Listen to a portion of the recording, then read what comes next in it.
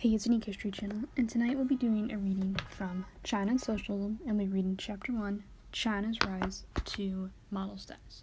China's post-reform rapid economic rise had led many progressives to view the country as a development model whose experience proves that there was a viable alternative path to growth within the existing capitalist world system. Significantly, although not widely acknowledged by most of these progressives, many mainstream economists also have embraced China as a development model. The basic facts that have anchored the celebration of the Chinese growth experience are well known.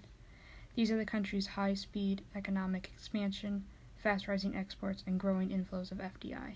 Tables 1 and 2 provide some indicators of these trends. According to the official data, China not only enjoyed a double-digit real GDP growth for most of the decade of 1985 to 1995, but also maintained rapid growth of over 7% per year after the 1997-1998 East Asian crisis. That exports played a major role in this expansion is clear from their high growth rates, their increasing ratio to GDP. United Nations Conference on Trade and Development, or the UNCTAD, figures show that of 2000, China had the fourth largest share of world exports, 6.1 trillion, only the United States, Germany, and Japan. Its increase in exports share the period of 1985 to 2000 as the greatest of any country, more than twice that of second place, United States. Annual net FDI flows into China also exploded in value, growing from only $1 billion in 1985 to over $50 billion by 2002, with FDI accounting for a significant share of the country's capital investment during this period. Even in 2001 and 2002, when global flows of foreign direct investment fell by a half and a third, respectively, inflows into China continued to expand. So much so that in the latter year, China became the world's number one destination for foreign direct investment. However, these are just facts. They do not explain why they have become the basis for a shared celebration of China as a model developing country by the development economists across the political spectrum. While the rest of this book is dedicated to a critique of this view of the Chinese experience, it is important that we first explore the changing global historical context that produced it. Doing so helps clarify some of the theoretical and political confusions as well as challenges that might be overcome if we are to advance the socialist project. China as a neoliberal model. The post-1989 breakup of the Soviet Union and the adoption of neoliberal policies by ex-Soviet republics and former Soviet satellite countries of Eastern Europe at first created an unabashedly triumphant atmosphere in the neoliberal circles. The rapid moves by erstwhile socialist governments then planning privatized state enterprises and open up markets to imports and foreign investment, all with advance and support from the International Monetary Fund and the World Bank, seem to validate neoliberal end-of-history thinking. Tragically, these shock therapy policies led to major economic collapses, especially in Russia, with devastating consequences for Eastern European working people that continue to this day. These setbacks had two effects on mainstream development thinking. First, they instigated debate over the proper pace and sequencing and institutional requirements of neoliberal reforms. While conservative neoliberals like Jeffrey Sachs tend to blame the disastrous results of shock therapy on government corruption and lack of credible commitments to reforms, left-wing neoliberals like Joseph Stiglitz question the wisdom of those wholesale liberalization and privatization. The latter group recommended the more deliberate reform programs in which macroeconomic stability and confidence would take precedence over the abrupt freeing of trade and short-lived capital flows. However, despite these differences, both groups of neoliberals remained committed to the ultimate goals of a competitive market economy, free trade, and free capital movements. Although, accordingly, both saw export competitiveness and attraction of FDI as key components of successful development. In this sense, mainstream development debates in the wake of the shock therapy disasters actually clarified the core elements of the neoliberal consensus. Second, given the dominance notion that there is no alternative to neoliberal capitalism, the post-Soviet collapse encouraged the search for new neoliberal success stories that could be held up as examples for other countries to follow. The opportunism was using the strategy evident from the past attempts to use South Korea as a free market poster country, even though it had clearly not allowed free market policies gradual allies towards either trade or FDI. The problem was there was no oblivious capitalist development success available. Hence why the early 1990s appeared that Thailand, Malaysia, and Indonesia were experiencing rapid economic growth, driven largely by FDI and manufactured exports. South Korea was quickly dropped as a model country in favor of these emerging export platforms for transnational capital. Then came the East Asian crisis, which necessitated another search for new poster countries. This search led to China reflects both the tactical disagreements and fundamental consensus between conservative and left-wing neoliberals. The response by conservative neoliberals in the East Asian debt crisis was crassly opportunistic. They dismissed the crisis-affected countries, which literally weeks or even days before had been praised as free market success stories, as hopelessly corrupt crony capitalist regimes in desperate needs of wholesale free market restructuring. The IMF and the crisis-affected governments followed this advice, implementing currency devaluations, monetary fiscal retrenchments, and disruptive privatization schemes in debt-ridden economies already in recession. They backed off somewhat only when it became clear that a replication of post-Soviet shock therapy disaster was in progress, and that most of the plum East Asian enterprises had already been plucked off by foreign investors.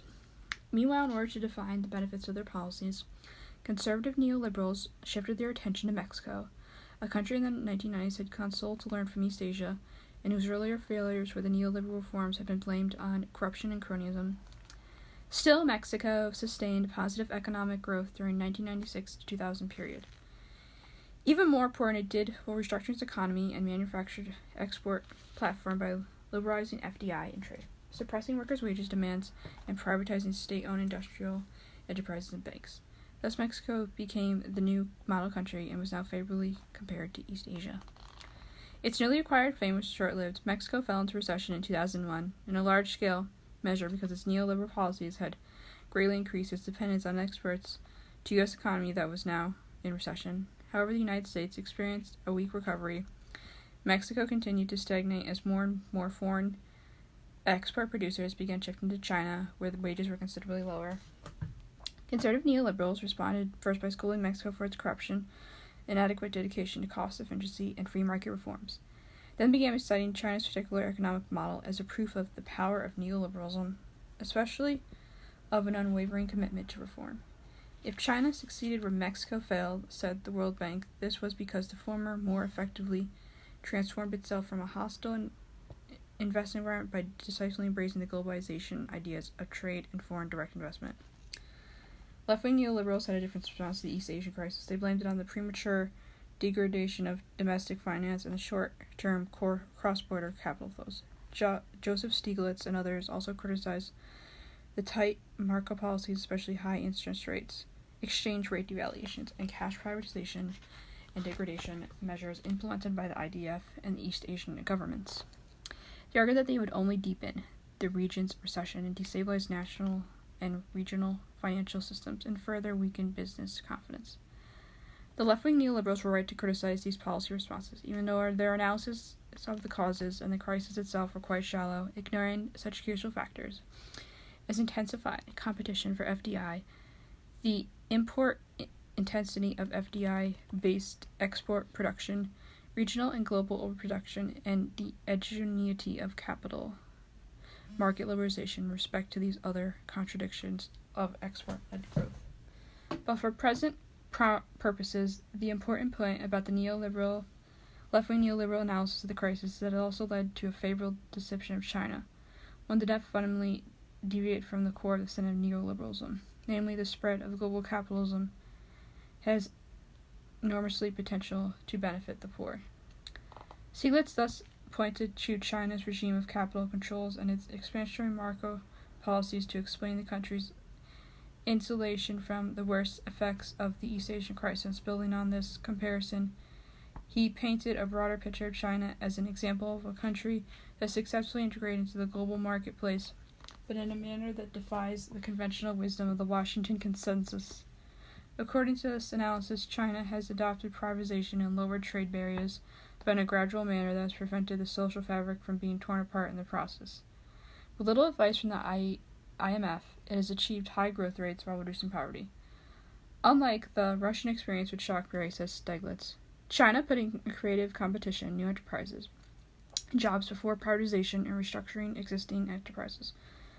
While China recognized the importance of macro-stabilization, it never confused ends with means, and it never took fighting inflation to an extreme. It recognized that if it was to maintain social stability, it had to avoid massive unemployment. Job creation had to go tandem with restructuring. When China liberalized, it did so gradually and in ways that ensured the resources that were displaced were loyal to more efficient resources, not less and frivolous unemployment. Indeed, speaking in Beijing in July 1998, Stiglitz called China by far the most successful of the low-income countries in moving to a market economy. This deception of a smooth and low-cost marketization of the Chinese economy is one-sided ideation. Nonetheless, it allowed Stiglitz and other left-wing neoliberals to take out an anonymous short and medium-term policy stance while still pledging allegiance to markets, free trade, and FDI. In short, insertion into the globalist capitalist division of labor is the only viable path to economic development. Nicholas Lardy provides a useful summary of this common neoliberal course applied to China. China's growth prospects remain strong. In a large part, this is because of the cumulative effort of more than 2 decades of economic reform. More importantly, the process of gradual price liberalization has proceeded so far that markets now set the price for almost all commodities.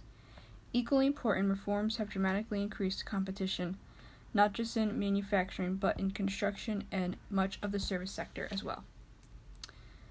The preventiveness of the market-determined prices in competitive markets has improved the efficiency of the resource allocation. The role of the external sector in increasing competition in the domestic market is especially important, and also frequently underestimated.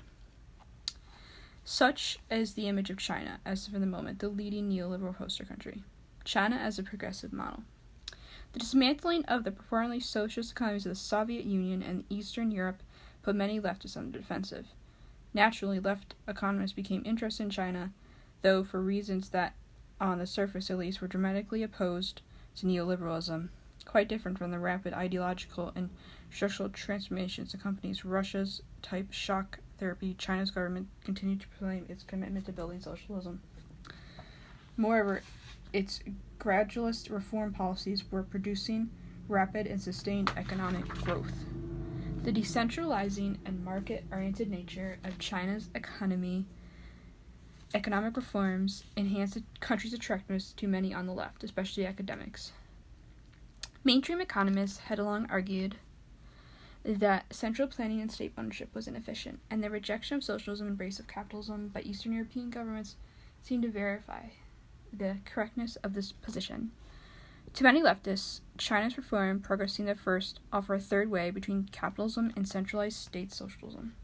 While maintaining the core role for state enterprises, it reduced central planning for the economy, enhanced the authority of local governments, and created a new forms of enterprise organization, including small private as well as collective township and village enterprises. Promoted profit and productivity-based worker compensation incentives as well as market relations to stimulate the efficiency of all enterprises, including those still in the dominant state sector. These market socialist policies appeared immune to standard critique of central planning, and they were easier to defend using a discord of mainstream market analysis in the increasingly neoliberal-dominated academic world. By the early 1990s, a number of progressive and left academics were writing articles that, while cautious about the future, demonstrated a strong belief in the viability, even superiority, of the market socialism based large in part on China's strong economic performance. M.J. Jordan, for example, argued that China's experience since 1978 has demonstrated that policies that may be characterized as market socialism provide a viable and successful alternative. While these reforms may not be a model that should be duplicated elsewhere, they reveal a middle way is feasible. Similarly, Victor Lupit used China's experience to question the notion that the Cold War is over and capitalism appears to have won completely.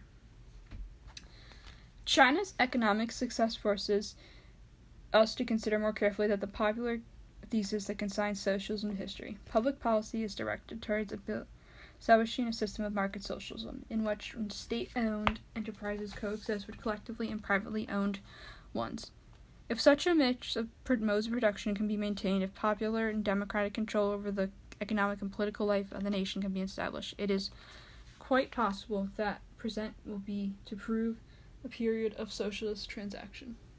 If, to the contrary, the capitalist enterprises overwhelm the state and collective counterparts, then capitalist transition will be the order of the day.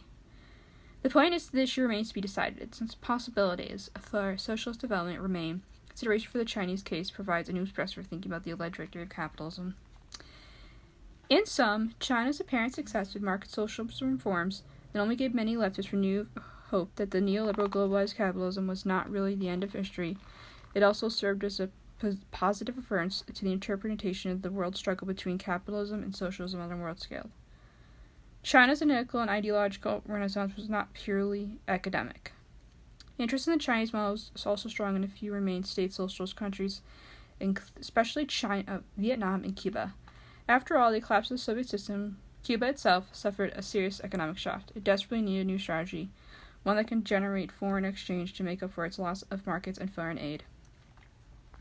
Cuban economists, as well as Cuban government, were naturally impressed by China's sustained economic growth, and even more so by its increasingly successful efforts to attract FDI and generate manufactured products. An initial period of study was followed in 1995 by a trip to China and Vietnam by Fidel Castro, and a draft proposal for restructuring Cuba's economic strategy that was strongly influenced by the Chinese experience. Although the Cuban government simply announced that it would not pursue these socialist market strategies followed by China and Vietnam, Cuban economists have continued to admire China's success and incorporation into the global networks of manufacturing, production, and trade, an incorporation that one Cuban economist has deemed essential for development today. Indeed, many Cuban economists are still calling for a system of government actions to help Cuba attract more complex manufacturing and processes tied to global production networks as a supplement to tourism and other sources of foreign exchange. Despite protestations to the contrary, this is clearly an argument for Cuba to adopt an export-oriented, foreign-driven growth strategy which would require the enhanced use of market forces, the creation of a mixed economy, and decentralization of state enterprises, all of which appear to be strongly influenced by the Chinese model. The reticence of the Cuban government to officially acknowledge China as a model is certainly understandable, given that China's reform process has worked to strengthen market forces and capitalist social relations at the expense of socialism. More broadly, the number of leftists who view China as progressing on the road to socialism had also declined over the decade of the 1990s as the outcome of the reforms became clear. But this trend does not seriously challenge the position of the broader progressive community, which continues to see China as a positive model for development policy. The resilience of China as a model, thinking in the face of the country's evident capitalist restoration, was made possible by the combination of China's export and growth successes with several historical intellectual tendencies on the left. Although still openly socialist in orientation, the recognition that China was moving away from socialism really generated an analysis of the significance of China's reform, transformation for the uneven development, and suppression of capitalism on a world scale. In traditions, say, of classical Marxist analysis of the earlier rise of the new national and regional centers of the capitalist dynamicism. Such large-scale strategic historical narratives were out of fashion, and in the end of history, atmosphere that developed after 1989, especially with the rise of postmodernist thinking associated with the ongoing academicization of Western Marxism, it therefore appeared to many socialists that the best could be hope in development today in policy was defensive struggle against neoliberalism for the political democracy rather than a frontal assault on capitalism.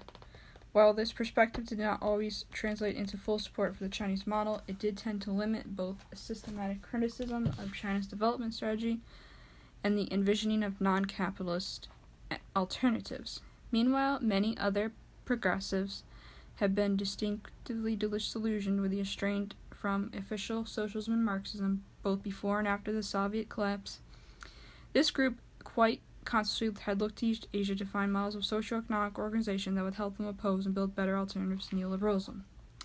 In the 1980s and 1990s, Japan was the most popular model, with most progressives pointing to its strong interventionist state, allegedly harmonious workplace relations, full employment, relative income equality, and superior export performance as evidence as a system of more worker-friendly and more efficient than neoliberal U.S.-style capitalism.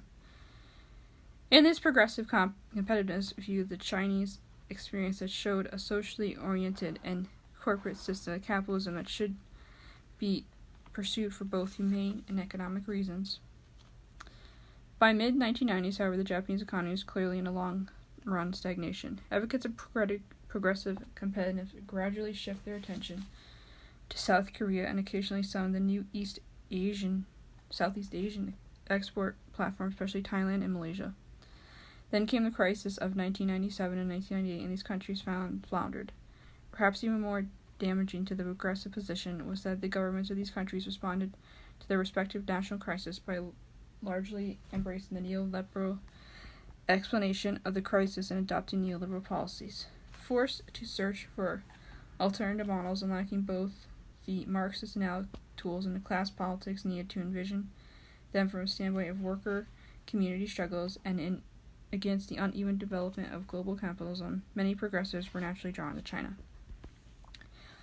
China was increasingly flowing into a growth model similar to that former East Asian success stories, but in sharp contrast to those countries had resisted abrupt liberalization and therefore weathered against the regional crisis with minimal disruption. In fact, the arguments progressives made to justify their admiration for the Chinese system were similar to those made by left-wing neoliberals, and this explains the growing popularity of Joseph Stiglitz's writings on the left. Like Stiglitz, progressives credited China's ongoing economic success to its liberalized liberalization of trade and finance, and like Stiglitz, they applauded China's reliance on FDI rather than unstable short-term capital inflows, which both the Chinese government continued to tightly regulate. They both agreed that China's resistance to currency devaluation was a critical policy decision that kept the East Asian crisis from being far worse than it was.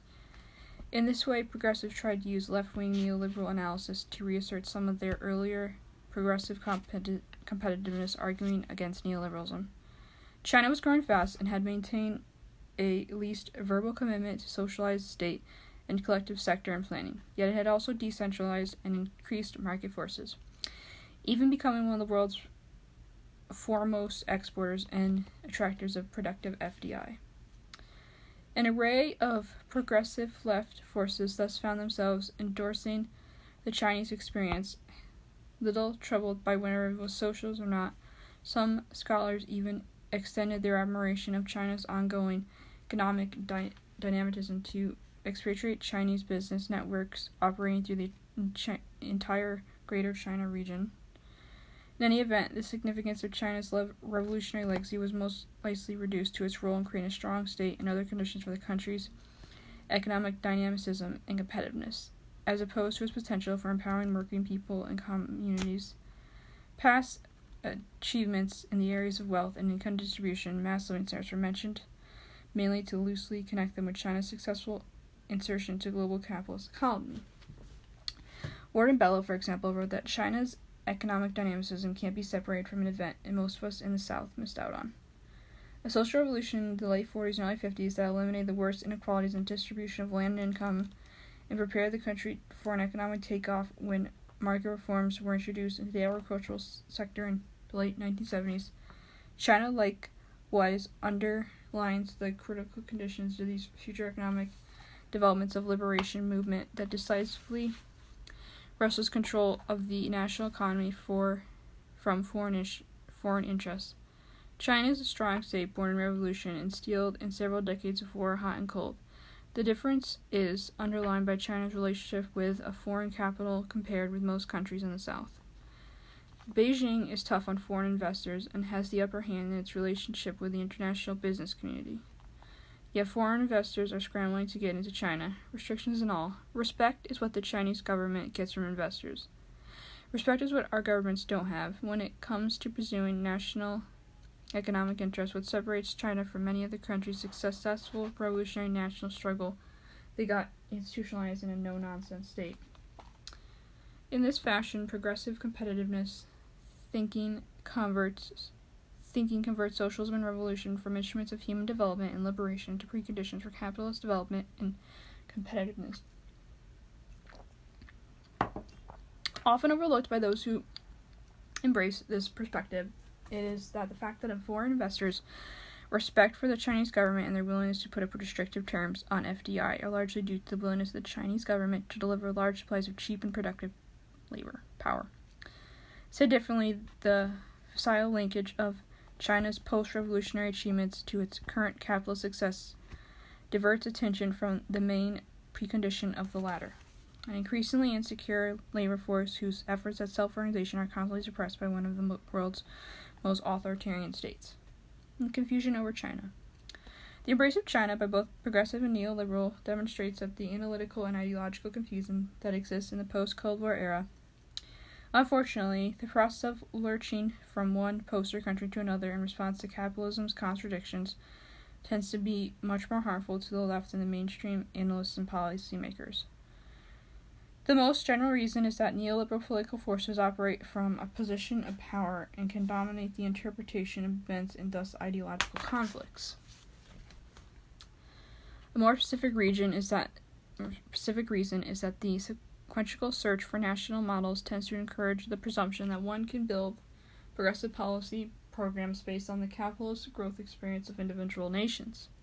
The problem is Marx, Lenin, and Trotsky recognized that national success stories cannot be understood in isolation from the broader dynamics and contradictions of capitalism on regional and global scales. Given capitalism's uneven development and crises, national model type thinking quickly leads to an endless pursuit of one success story after another, each more problematic than the last. The end result is that we lose any sense of alternative vision, theocratic clarity, and grassroots political renaissance. The forging sketch of China's rise to model status is focused on broad tendencies within neoliberalism and the progressive community. In reality, of course, there is not a complete consensus on China from either the left or the right. However, the presence of unqualified disagreements tends to be more crippling for progressives than neoliberals. Although neoliberals also disagree on the exact amount of progress the country has made along the path of free market reforms, for some, no amount of deregulation and privatization is ever sufficient. Their disagreements give neoliberalism a significant amount of wiggle room that should its current poster country or countries suffer unexpected crisis. Despite China's current model status, it is not hard to find neoliberal warnings about possible future setbacks if the reform process is not completed and corruption not weeded out. In the meantime, neoliberals use China's reform experience to criticize Cuba for not more fully marketing its economy. Things go bad in China. Another free market success story can always be found to favorably contrast with Cuba and the other backward nations. For those interested in radical change towards a worker community-centered economy, however, analytical disagreements are likely to involve different perceptions of collective values, visions, and strategy, i.e. matters that are not simply reversible without getting great political costs. After all, for progressives, movement building anchored by clear and consistent values, vision, and strategy is necessity, whereas quite the opposite is true for the defenders of the status quo. For the defenders, mass political demobilization is positive value, and the confusion generated by rapid replacement of the one model of success with another only encourages the demobilization. In sum, not only do we disagree with progressives who view China as a development model, whether socialist or not, we think the process by which they arrived at this position highlights an even more serious problem. The progressives community's general rejection of Marxism, which is believed the most effective framework for understanding capitalism, as well as building moments capable of superseding it. Thus, this engagement with China represents far more than an academic debate over the experiences of one country. It's about developing the theocratical clarity and strategic perspective necessary to help us transform the world.